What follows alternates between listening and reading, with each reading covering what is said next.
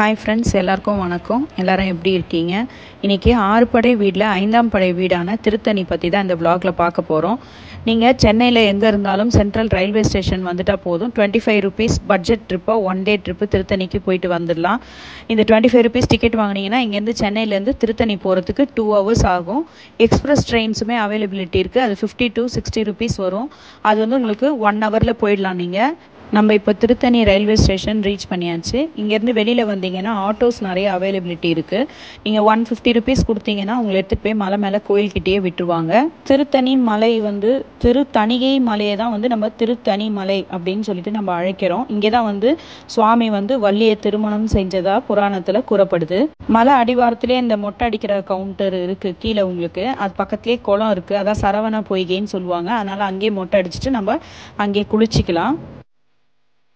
கீழே வந்து உங்களுக்கு துணி மாற்றுறதுக்கு, மொட்டை அடித்தா குளிக்கிறதுக்கு, ரெஸ்ட் ரூம்ஸு, தங்குற சத்திரம், அந்த மாதிரி நிறைய அவைலபிலிட்டிஸ் இருக்குது. நாங்கள் இன்றைக்கி படி வழியாக தான் ஏறி போனோம். இந்த படிக்கட்டு பார்த்தீங்கன்னா 365 படிக்கட்டு இருக்குது. ஒரு வருஷத்தோட நாளை குறிக்கிறது தான் இந்த 365 படிக்கட்டு இருக்குது திருத்தணியில். இது வந்து டிசம்பர் 30ஆம் தேதி ஜனவரி 1 வந்து இந்த படி பூஜை நடக்கும். இது ரொம்பவே விசேஷமானது திருத்தணியில். இப்போ நம்ம படி ஏறி மேலே வந்துட்டோம். வீக் டேஸில் போனீங்கன்னா ரொம்பவே காலியாக இருக்குது. ஒரு 1/4 ஹவர்லேருந்து 1/2 ஹவர்க்குள்ளே நீங்கள் சாமி பார்த்துடலாம். ரொம்ப இந்த மாதிரி சஷ்டி, கிருத்திகை அந்த மாதிரி நாள்லாம் போனீங்கன்னா ரொம்ப ரஷ்ஷாக இருக்குது. ஒரு மேக்ஸிமம் 3 to 4 hours கூட எடுக்குது டைமிங்ஸ் உங்களுக்கு சாமி தரிசனம் பார்க்கறதுக்கு. திருத்தணி முருகன் வந்து நிறைய பேருக்கு குலதெய்வமாக இருக்கிறதுனால இங்கே மொட்டை அடிக்கிறது, அப்புறம் வந்து காது குத்துறது, பொங்கல் வைக்கிறது. பொங்கல் வைக்கிறதா கீழே குளத்தாண்டே வந்து பொங்கல் வைக்க சொல்லுவாங்க. உங்களை மேலே வந்து அலோடு கிடையாது. நீங்கள் கீழே பொங்கல் வச்சுட்டு மொட்டை அடிக்கிற இடமும் இருக்குது. அங்கேயே மொட்டை அடிச்சுட்டு காது குத்திடணும். மேலே வந்து படிக்கட்டில் நடந்து போயிட்டு சுவாமி தரிசனம் பண்ணிட்டு வந்துடலாம். திருத்தணிக்கு போயிட்டு வந்தால் நிறைய மாற்றங்கள் ஏற்படும், திருப்பம் ஏற்படும் அப்படின்னு சொல்கிறது உண்மைதாங்க. ஏன்னா திருத்தணி மலையில தான் வந்து திருத்தணி முருகன் வந்து சூரனை வதம் செஞ்சுட்டு அதுக்கப்புறம் அவரோட கோவத்தை தனிச்சு நின்றாரு. மற்ற கோயில்களில் இல்லாத சிறப்பு இந்த கோயிலில் என்னன்னு பார்த்தீங்கன்னா, இந்த மகா கந்த சஷ்டி விரதம் வந்து 6 நாள் முடிஞ்ச உடனே சூரசம்மாரம் நடைபெறும். இந்த கோயிலில் மட்டும் சூரசம்மாரம் கிடையாது. ஏன்னா அவர் வந்து கோவத்தை தனிச்ச இடம் இங்கே தணிகை மலைன்றனால இங்கே சூரசம்மாரம் நடைபெறாது. ஆனால் நம்மளும் அதே மாதிரி நம்ம அந்த கோயிலுக்கு நடப்பாத வழியாக நடந்து போயிட்டு முருகப்பெருமானை தரிசனம் பண்ணும்போது நம்ம மனசும் சாந்தி அடையும். நம்ம வாழ்க்கையில் இருக்கக்கூடிய கஷ்டங்கள் எல்லாம் நிவர்த்தி ஆகி அவர் அருள் புரிவார். சகல செல்வங்களும் ஏற்படும். திருத்தணிக்கு போயிட்டு வந்தால் கண்டிப்பாக திருப்பம் ஏற்படும் அப்படின்றது உண்மை. நாங்கள் கூட்டம் இல்லாத நினைக்கி போனதுனால சாமியை ரொம்பவே மனசு திருப்தியோட அமைதியோட தரிசனம் பார்த்தோம்.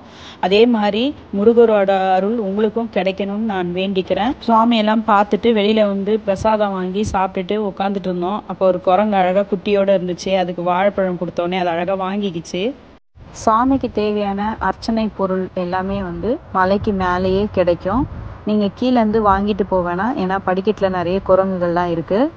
அடுத்ததாக சாமி தரிசனம் பண்ணிவிட்டு நீங்கள் வெளியே படி வழியாக இறங்கி வெளியில் வந்தீங்கன்னா அந்த கோயிலை சுற்றி இருக்க பிரகாரத்திலே உங்களுக்கு வந்து கோவில் பிரசாத கவுண்டர் இருக்குது. அங்கே வந்து லட்டு, சக்கரை பொங்கல், புளியோதரை, மிளகு வடை அந்த மாதிரி எல்லா பிரசாதமே கொடுக்குறாங்க. ரொம்பவே நல்லா இருக்குது. கண்டிப்பாக வாங்குங்க. சுவாமி தரிசனம் பார்த்துட்டு நாங்கள் படி வழியாகவே திருப்பி இறங்கி வந்துட்டோம். இறங்கி வரும்போது பார்த்தீங்கன்னா வழியில் நிறைய கடைகள்லாம் இருந்தது. வீட்டுக்கு தேவையான நீங்கள் இந்த மாதிரி கயிறு, சுவாமி படங்கள், அப்புறம் பூஜை பொருள் அந்த மாதிரியான திங்ஸ்லாம் வாங்கிக்கலாம். முருகனோட அருள் பரிபூர்ணமாக உங்கள் எல்லாருக்கும் கிடைக்கட்டுங்க. இந்த பதிவு உங்களுக்கு பிடிச்சிருந்ததுன்னா லைக் பண்ணுங்கள், கமெண்ட் பண்ணுங்கள், ஷேர் பண்ணுங்கள், மறக்காமல் சப்ஸ்கிரைப் பண்ணுங்கள். இதில் இருக்க பெல் ஐக்கானை கிளிக் பண்ணி ஆல் கொடுத்துருங்க. அப்போ தான் நான் போடுற வீடியோஸ் எல்லாம் உங்களுக்கு அப்டேட் வரும். தேங்க்ஸ் ஃபார் வாட்சிங்.